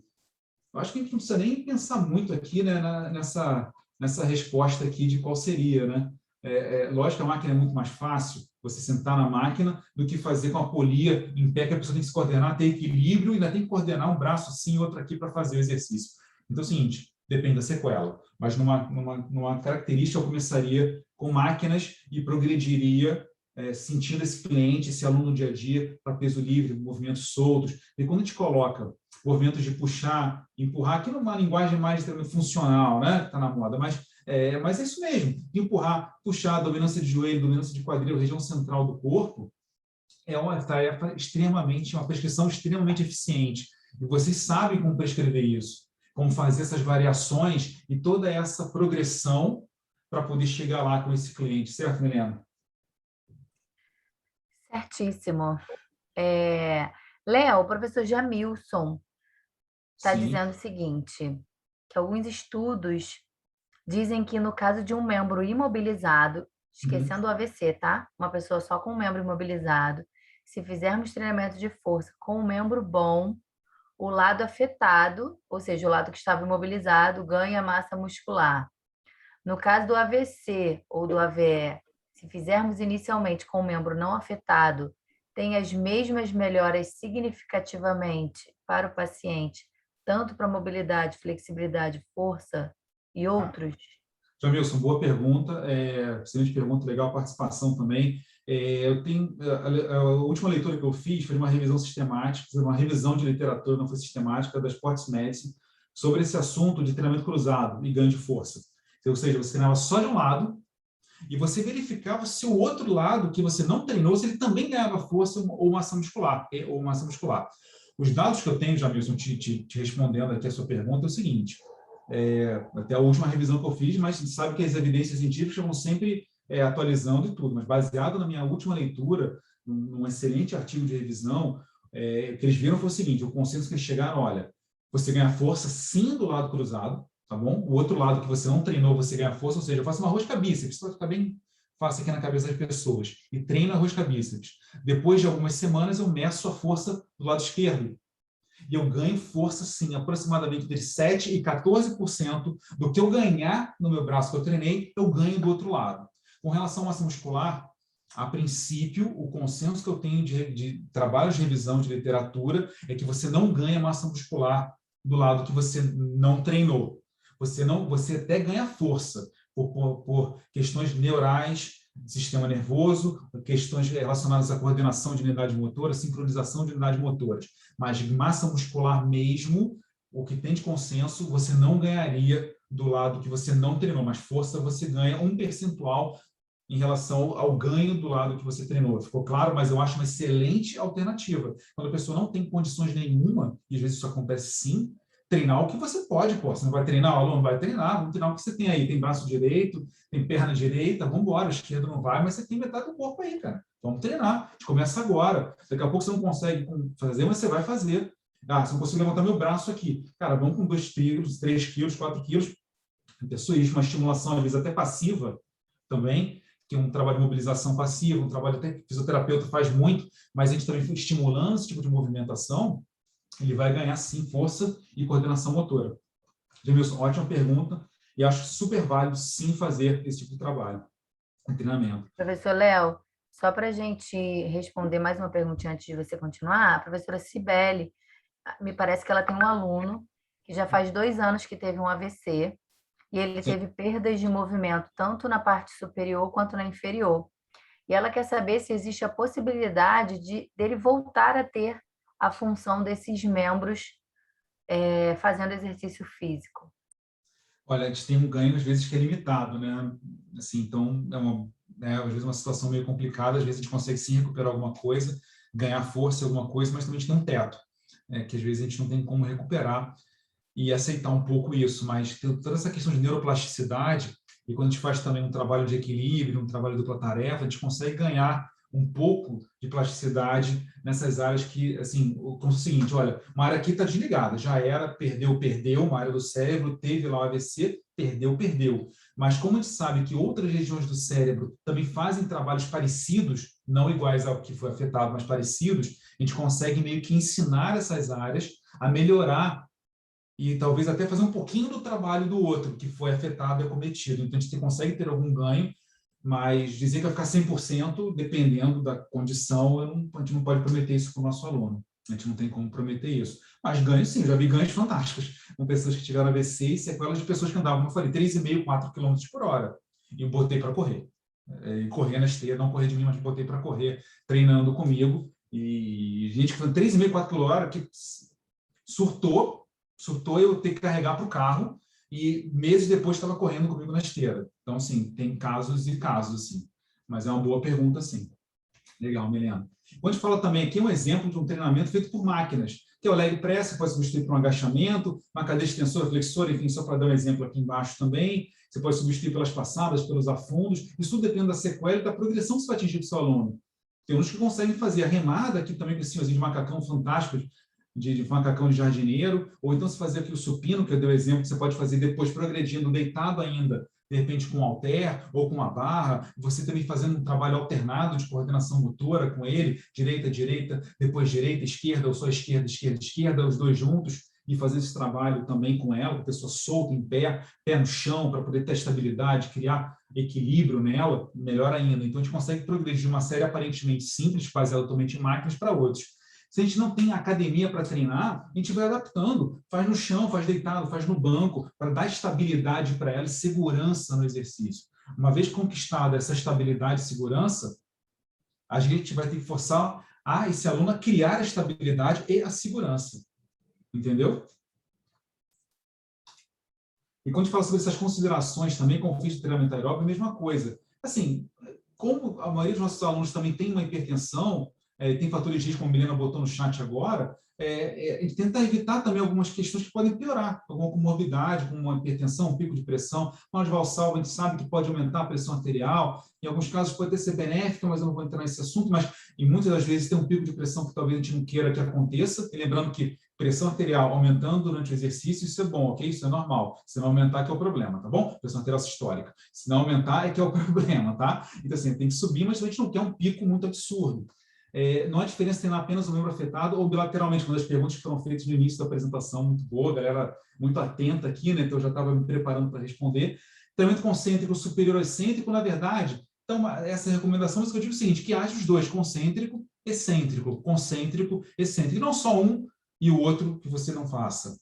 E eficiente, também de força, ele consegue melhorar, sim, a marcha, como a Milena comentou, força muscular, a função muscular, uma coisa é você ter força, mas eu consigo levantar, eu tenho força na extensora, mas eu consigo levantar e ir ao banheiro sozinho, Pô, isso é função, né? Conseguir levantar do carro, e o treinamento de força ele é benéfico para isso. Qualidade de vida, equilíbrio, controle postural, espasticidade ou hipertonia, que era uma das questões que há pouco tempo atrás as pessoas não recomendavam fazer treinamento de força. Para quem não sabe o que é isso, essa espasticidade, isso aí é o seguinte, como se fosse uma rigidez muscular muito forte.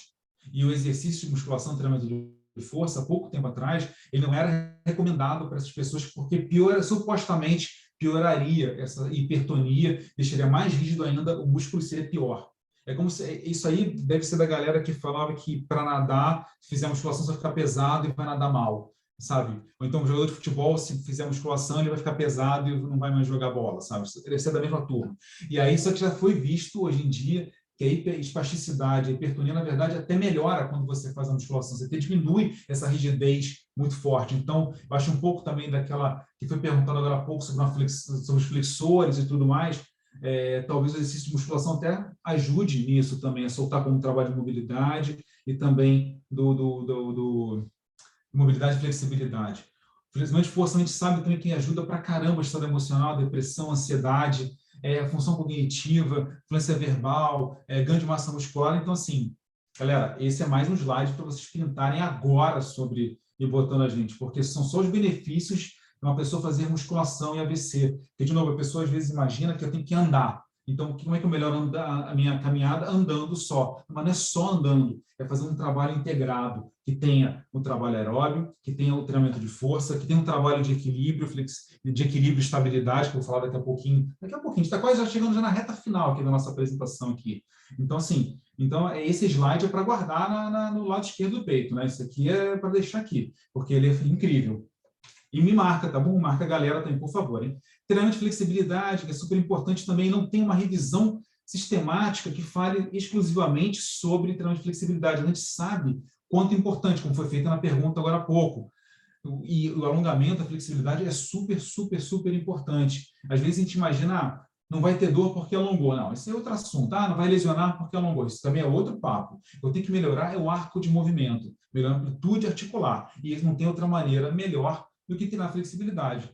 Lembrando que você também, quando um aluno sedentário começa a fazer musculação, então ele melhora a flexibilidade dele. O aluno que nunca fez nada e começa a caminhar, então ele melhora a flexibilidade dele. Faz um trabalho específico, lembrando o princípio da especificidade, né? Quanto mais específico, melhor. Né? Então, estou treinando aqui, sem nenhuma diferença na prescrição de uma pessoa normal, nessa prescrição de volume e intensidade. Olha, 2 a 3 vezes por semana, se preferência na maioria dos dias, alongar até o ponto de desconforto, manter esse ponto de desconforto entre 10 e 30 segundos, 2 a 4 vezes em cada um dos exercícios, se quiser fazer uma sessão perfeita de flexibilidade. Alongamento estático, dinâmico ou então de FNP. Então, assim, prescrições genéricas e gerais, assim, normais para qualquer pessoa. O que vai variar olha, bom, mas esse lado aqui é diferente do outro. É verdade. Esse lado é diferente. Então tem que ter um trabalho específico. Por exemplo, eu consigo com os meus 2 braços botar a mão aqui. Para que eu tenho que alongar mais do que isso? Será que na minha composição e periodização de prescrição de treino, mas a dorsiflexão, flexão plantar do meu aluno não está boa e ele pode cair. Poxa, para que eu vou gastar tempo aqui enforcando o meu aluno se eu posso investir o meu tempo em uma outra articulação? Aí são os detalhes, que aqui, às vezes, a gente não consegue pegar num slide apenas, né? Mas são os detalhes. Olha, vamos focar no que interessa. Até porque ele não precisa nunca pegar nada que está aqui. Ele pode simplesmente virar e pegar o que está aqui atrás, né? Ele nunca vai pegar uma coisa que está aqui atrás, aqui, sem ver e buscar. Então, assim, todos são seus detalhes. Não, mas ele não está muito encurtado. O máximo ele consegue fazer isso. Não, então vamos alongar. Princípio da especificidade. Vamos lá, galera. Caminhando aqui na nossa reta final aqui, turma. Qualquer pergunta também vocês podem fazer, mas vamos caminhando aqui, tá bom? Já está quase, faltam 10 minutinhos para a gente fechar a apresentação. Vamos falar sobre treinamento de equilíbrio. Milena, se quiser fazer uma pergunta, você fala, se não vou tocar aqui, a gente fecha no final com as perguntas. De repente pode ser, né? Beleza, então. Está quase acabando também os slides aqui, faltam um pouquinho. Treinamento de equilíbrio AVC também é super importante. O próximo slide é mais um slide para vocês printarem. Pá! Tem que printar. Desculpa, mas esse raciocínio lógico daqui é o que acomete, assim, a gente entrar na cabeça do nosso aluno, que foi paciente de AVC, né, que é nosso aluno agora, para a gente entrar na cabeça deles, porque o cara que tem AVC, ele tem um comprometimento de equilíbrio, ou porque é uma sequela da AVC, ou porque ficou acamado. Então, assim, ou por uma razão ou por outra. porque perdeu massa muscular, e aí não está se movimentando, então ele vai ter perda de equilíbrio, ok? Ele vai ter medo de cair, porque equilíbrio, desequilíbrio e queda, a relação a gente sabe que é super estreita. Com isso, ele vai se mexer cada vez menos, ele vai se movimentar menos. A gente sabe aquele dado no início, olha só, parece um stand-up comedy, né? Que eu estou começando a piada lá de cima, lá de trás, né? 76% do tempo de uma pessoa que teve AVC, ela está onde? Deitada ou sentada. Então, ela já diminui os movimentos dela, porque ela teve AVC, ela teve perda de equilíbrio, tem medo de cair. E aí, comportamento sedentário. Sedentarismo leva ao quê? Leva a hipertensão, leva a óbito, leva a diabetes, leva a dislipidemias. Então, se a gente fizer o treinamento, e assim, e tem várias maneiras de a gente treinar o equilíbrio. Então, até perguntando aqui, se o treinamento de força melhora o equilíbrio, sim, melhora o equilíbrio também, claro. Se você fizer uma extensora, você melhora o equilíbrio. Mas o treinamento específico também é fantástico. A gente consegue também trabalhar outras funções também. E quanto mais em pé for o treinamento de força, melhor para o equilíbrio também. Quanto menos em pé, quanto mais cadeira, menos você consegue trabalhar. Então, às vezes, você não consegue fazer um treinamento de força em pé com essa pessoa. Mas um treinamento de equilíbrio isolado você consegue fazer com ela. Então, às vezes, você pode ter que fazer só máquina, mas você tem que dedicar um tempo para o equilíbrio. Não sei se ficou claro aqui, tá, Luciane? Assim, essa uma pergunta aqui do chat, né, que eu acho que a pergunta é muito boa. De novo, esse slide é para printar, é para botar aqui meu arroba, botar o do CREF1, marcar a gente todo lá no Instagram, marcar a professora Milena, a professora Fernanda, e pode printar, porque isso aqui é slide de raciocínio lógico para quem tem AVC treinar, porque vai levar para o sedentarismo, a gente sabe tudo de ruim que tem o sedentarismo. O equilíbrio pode treinar de várias formas, se você pudesse resumir de uma maneira muito específica, eu treinaria de uma maneira estática ou dinâmica. Estática, qual é o primeiro que a gente pensa na cabeça? Ficar num pé só, que é uma tarefa extremamente difícil, você ficar num pé só. E existem as variações de você fazer, ok, Luciano, dirigindo e assistindo a apresentação. E alunos aqui assistindo a apresentação e também dirigindo, é muito bom, né? E aí, e o dinâmico, por exemplo, como o Marcelo aqui comentou, não, esse dinâmico pode ser, de repente, fazer exercício no chão e fazer com que a pessoa levante do chão para poder ficar de pé. Eu tinha um aluno que não teve AVC, ok, mas um problema muito sério também que ele tem e às vezes quando a gente conseguia fazer exercício, eu botava ele deitado no chão e ele tinha que levantar. E tinha que fazer aquele Turkish, como é que é em português? Levantamento turco? Eu acho que é esse o nome em português. Que é um exercício, para quem é do CrossFit sabe como é que ele tem que levantar do chão numa sequência de posições para poder dar ele mobilidade, porque vez ou outra, às vezes ele caía e não conseguia levantar. Então, tinha que ir lá no negócio, olha, vamos lá, tem que você levantar do chão, porque se você cair sozinho aqui, você não levanta, sei lá, e aí? Você tem que ter força. Então, às vezes, você fazendo um trabalho também até de levantamento, pode ser um exercício dinâmico, é um exercício de equilíbrio. E você, lógico, do lado dele sempre, né, desse seu cliente, desse seu aluno. Aqui estão alguns exemplos aqui, para quem não estiver dirigindo, pode até, e eu faço uma sugestão, quem quiser fazer um exercício de equilíbrio como esse daqui, ou seja, a pessoa está em pé e está se apoiando no calcanhar, se apoiando na ponta dos dedos, calcanhar para cima, ok? Calcanhar, parte da frente alta, e o contrário. Calcanhar alto, parte da frente dos pés. Quem quiser fazer um vídeo fazendo esse exercício e ver toda a complexidade, bota no Instagram, coloca para a gente ver. Aqui eu estou fazendo, que não dá para ver. Se eu baixar, você vai ver que eu estou descalço de short. Então, né, não vou baixar a câmera para isso. Mas façam um vídeo, mandem para vocês verem a dificuldade, que às vezes para algumas pessoas vai ser super mole, obrigado, mas para algumas pessoas vai ser bem difícil você fazer esse movimento de pêndulo para frente e para trás. E tenta esses outros dois aqui, são sugestões, tem várias outras maneiras. Você fazer uma marcha estática, mas uma estática parada no lugar, ou então uma estática com uma superfície instável, uma almofada. Olha só, está ali alguém na casa dela, bota uma almofadinha, um travesseiro baixinho, aquele tipo da Casa e Vídeo que vende, que é bem levinho, bem fininho, que é baratinho, você consegue fazer esse tipo de exercício com o seu aluno. Se pedir para ele fechar o olho, então, ele vai começar num ponto e vai terminar do outro lado da sala, vai terminar no banheiro lá, fazendo esse exercício. Léo, pode falar, Milena. Esse primeiro, o tandem e o semitandem, eles são bizarramente difíceis, principalmente se você fechar os olhos. Inclusive, eu queria fazer um adendo que existem até testes para você quantificar como está o equilíbrio desse seu cliente. É verdade, tem uma escala do Berg também, para quem quiser dar uma olhada, que é uma bateria de testes de equilíbrio que é espetacular. E se você também não quiser aplicar esse teste, só de você ver ali, você tem uma inspiração de exercícios que você pode fazer com o seu aluno, se você não quiser avaliar, propriamente dito. mas escala de Berg, eu esqueci, tem mais um termozinho agora no nome, deve ser balance scale, Berg balance scale, alguma coisa assim em inglês. Vai botar teste de equilíbrio de Berg, vocês vão encontrar, sim, uma bateria de testes, ou seja, vários exercícios que vocês podem prescrever para os alunos de vocês. E quando eu falo de múltiplas tarefas, que a Milena até antecipou aqui dando spoiler, né, que eu ia falar aqui também, né, eu acho que seria bem legal, assim.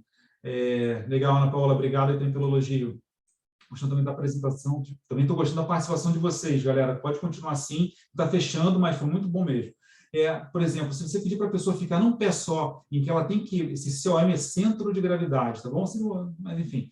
Então, assim, se ela estivesse menos se preocupando com a movimentação do centro de gravidade, a superfície pode ser instável ou não, tá bom? Num pé só já tem uma preocupação. Se eu começar a falar para ela uma sequência de números, fazer contas, falar, olha só, quais são os números primos de 1 até 30, será que todo mundo consegue saber quais são os números primos? Eu não sei nem qual é o primeiro, pô. É 1, tá? 1, 3, 5, 7, 11, e por aí vai. Fiz engenharia, hein? E aí é o seguinte, mas se você só de pedir para as pessoas falarem algumas contas, já começa a dificultar. E se eu der uma bolinha do sinal de trânsito para ela fazer um malabares aqui, equilibrada num pé só, e falando, sei lá, quais são as cores do arco-íris.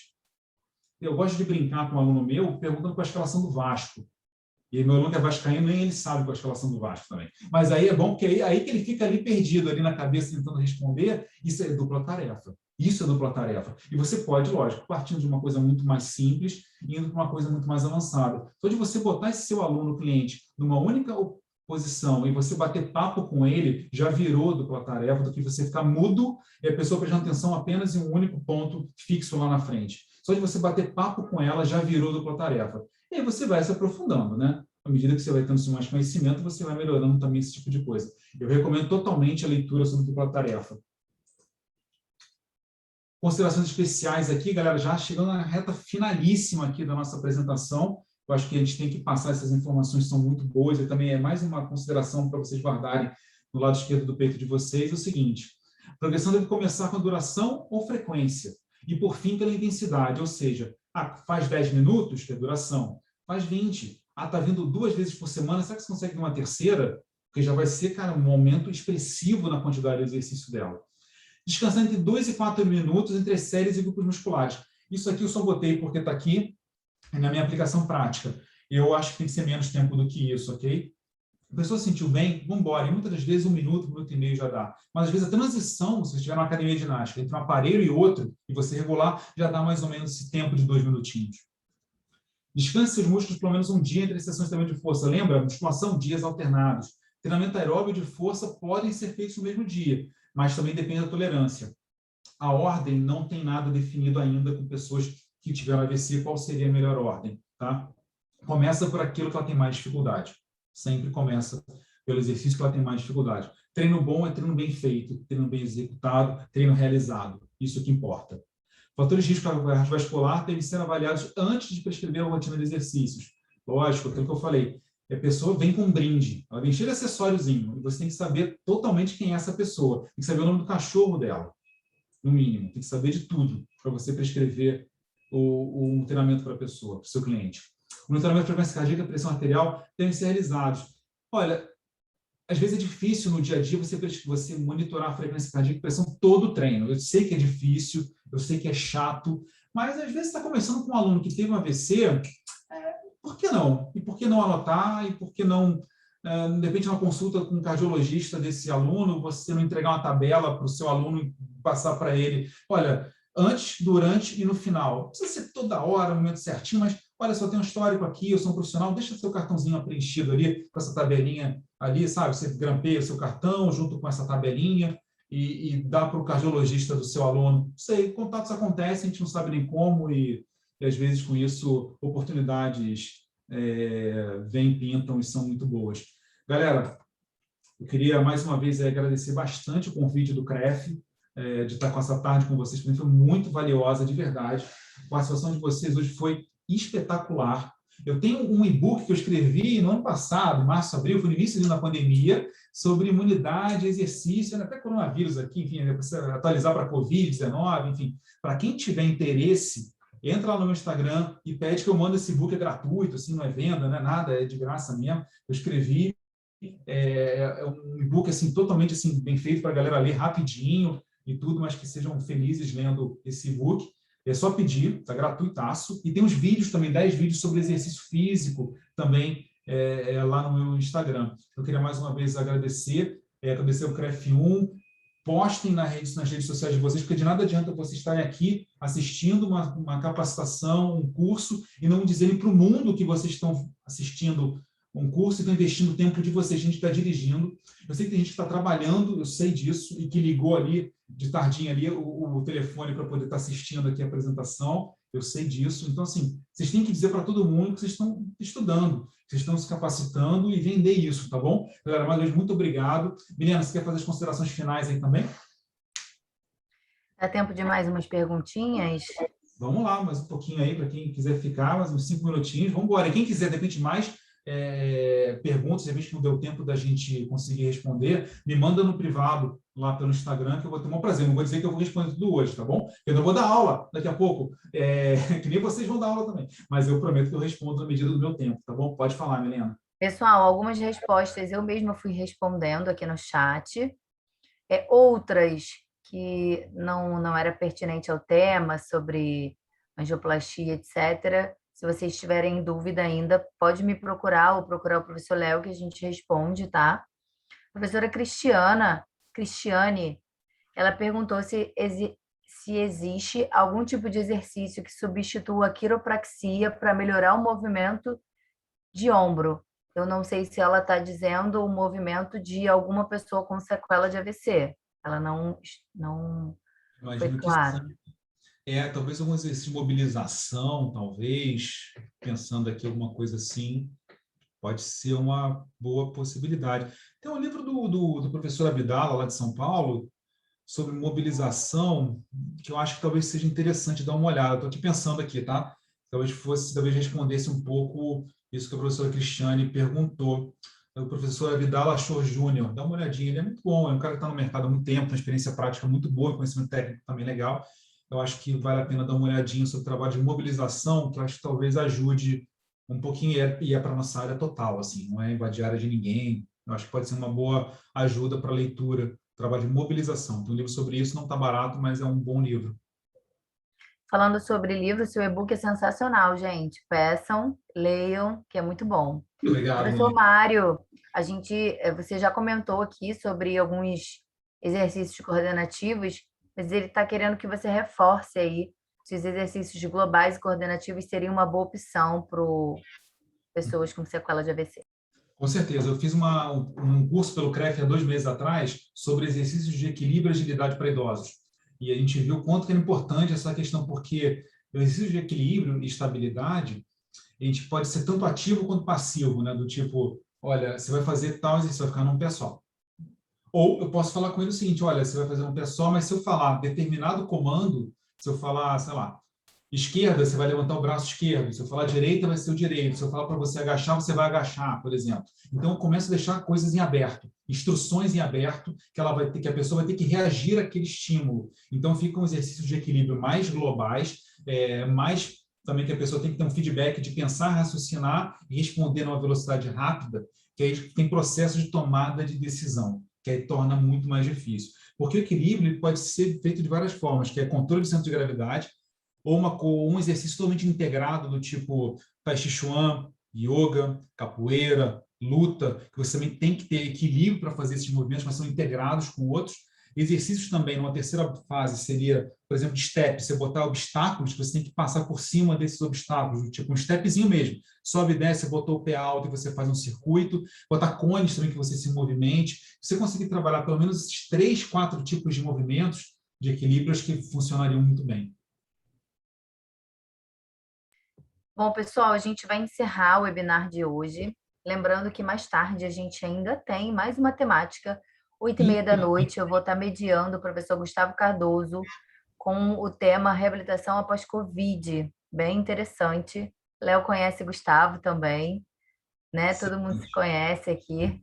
Vai ser um prazer. Eu gostaria de agradecer ao professor Léo, que se prontificou e se disponibilizou para estar nessa terça chuvosa conosco, trazendo esse tema bem bacana, super válido O exercício físico, não só para pessoas com sequela de AVC, eles resgatam, e eu que trabalho com idosos, Léo também fala sobre idosos, e para doentes crônicos, né, tanto com lesões agudas ou crônicas, ou com doenças crônicas em si, o exercício só tem benefícios, né, positivos.